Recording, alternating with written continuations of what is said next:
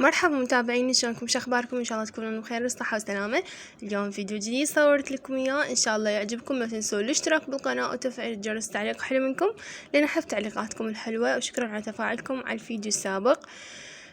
بنات فدوى المتابعين وصلت احكوا يعني هواي دا يشوفون يعني يشوفون الفيديو، بس تعليقات مو هالقد. المتابعين وصمت كتبوا اي شي، كتبوا اي سؤال يخطر ببالكم.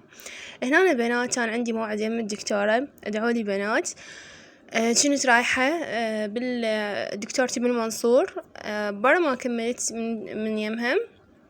اكو مال بالحارثية مال بغداد قريب، فرحنا له وراح اشوفكم هم مقتطفات من المول. اجواء كلش حلوة، بس أنا مو هالقد بنات احب هذا المول، ما اعرف ليش.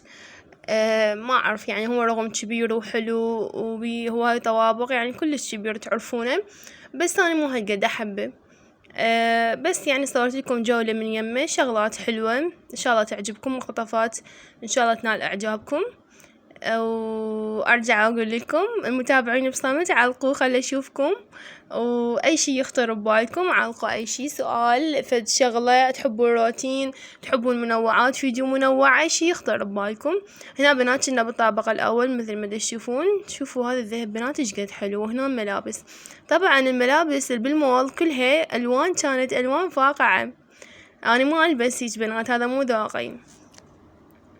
هنا بنات الولد اللي يبيع عطور كان دا يشوفني العطور الموجودة.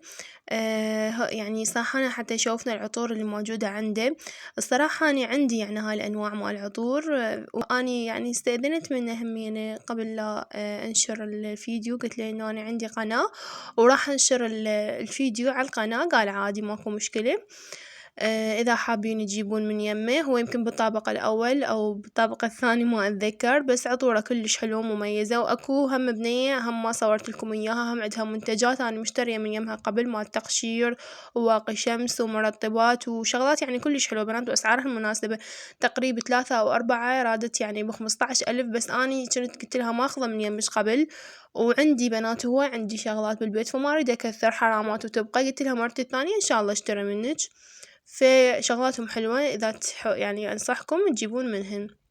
هنا بنات مثل ما تشوفون.